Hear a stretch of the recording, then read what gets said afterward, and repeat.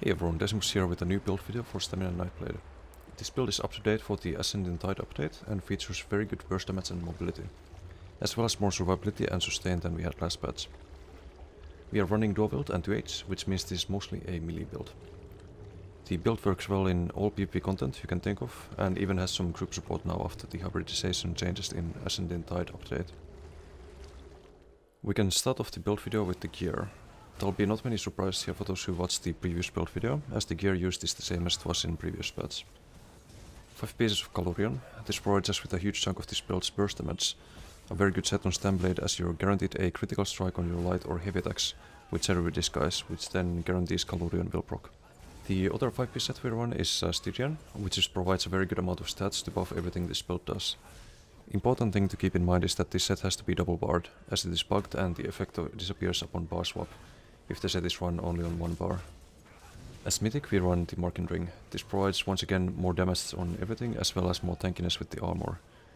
This is sort of like a good 5-piece set bonus in terms of value. On the back bar we run Vatesan 2H, which again provides us with more damage on everything as well as more burst damage with the proc. Lastly we have a trainee heavy chest in order to min-max the armor with this build, as well as to provide a little bit more maximum health, making this build able to survive burst a lot better. The armor pieces should be 4 impenetrable and 3 well fitted with triglyphs. Weapons should be non-honed and sharpened maces on dual bar with poison and fire glyphs. Defending sword on the back bar with weaponymous glyph. The jewelry should be all swift with weaponymous glyphs. The food used should be Orchorgas to get the necessary amount of stamina and magical regen as well as health. The Mundus we are using is lower in order to hit hard enough, and as potions we are using the basic tripods. We are also stage 3 vampire on this build, which provides us with additional damage and tankiness. I would recommend Imperial for this build, as it provides excellent stamina and magical sustain, as well as tankiness, and comes at a minimal damage loss, as you also get stamina from the racial passives. Playing other races is fine however, with Breton and Altmer being the only exceptions, as they provide very limited value for more stamina focused builds. Moving on to skills, and this is where we'll have some changes. Merciless Resolve. As a result of the scaling changes in Ascending Tide, we are using the Magica morph of this skill now. Instead of longer duration, we get more damage, which is way better for bursting people down. The heal is also increased, which can be situationally useful. Camouflage Hunter, used for the passive weaponymous crit chance and minor berserk, and also for revealing enemy knife blades as a more sustain-friendly alternative to spamming spin to win everywhere. Shadowy Disguise, one of our main survivability tools, also used to engage targets and landing less predictable burst combos. Whirling Blades, our primary execute as well as dodge roll counter, used mostly to finish off targets. It can also be used to whirl targets, though if they're high health using Camo Hunter is more ideal. Surprise Attack, our main spammable as well as CC, try to be behind your target while landing it, as this way you'll get the stun from the ability, as well as more damage from Nightblade passive.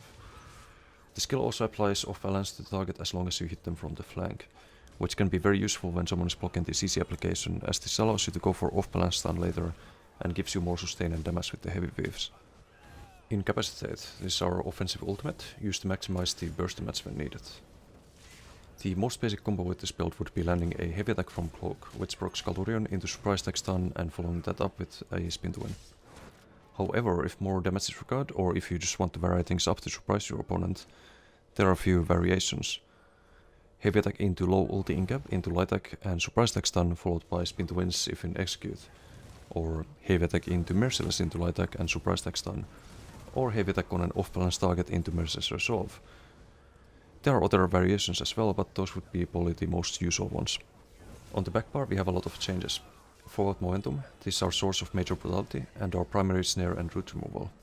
It also serves to activate Vatesan 2H and provides us with minor endurance for some additional sustain.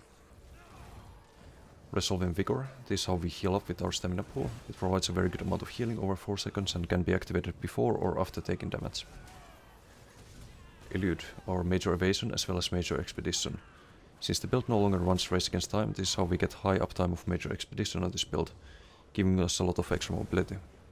Leech in Strikes, we use this for sustain as well as some small heals while pressuring opponents. The skill can also be spammed to stack up Vatesan 2H while in combat, as it doesn't really cost anything. Shrewd Offering, as a result of the scaling changes, we now have a powerful spammable burst heal on Stamina Nightblade. This can be used when Cloak isn't a reliable option to survive, and also to heal teammates, as you might have noticed on the background footage. Temporal Guard provides us with some passive mitigation on the back bar with minor protection and serves as an emergency defensive ultimate, acting very similar to Shadow Image in its functionality. It also activates the concentrated barrier passive on the back bar for some additional survivability. The champion points are the same as they were in previous patches, but going over them quickly again. Green CPs, Steed's Blessing, combat drops sometimes in PvP, especially when cloaking and sneaking around, which leads to this passive often providing some mobility advantage in PvP. Sustaining Shadows, sometimes sneaking is the right way to play in PvP, meaning this passive becomes beneficial. Warmount and Gifted Rider, these passives can provide some minor advantage when riding around in Surdial or in the BGs where mounts are allowed. Rest of the green CPs don't benefit PvP performance in any way. Blue CPs, Deadly Aim.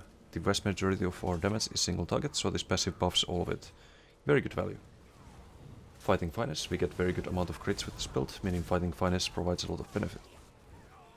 Due to how scaling works, this passive actually provides a bigger advantage this pass when people have higher crit resistance due to the new Rallying Cry set.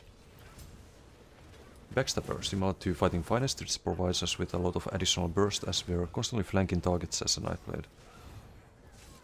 Master at Arms, almost all of the damage done by this build is direct damage, so this passive once again boosts our damage output by a lot. Red CPs, Celerity. This provides us with a lot of additional mobility, which improves both the survivability and the ability to stick to targets with this build.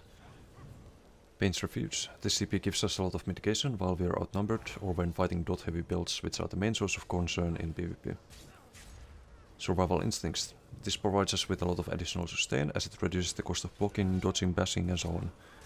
There's almost always some type of a status effect on you in PvP, so the uptime of this passive is close to 100%. Juggernaut provides us with a little bit of additional tankiness after CC breaking.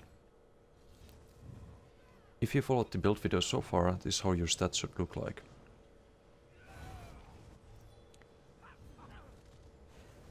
And that's about it. I hope you found this build video useful.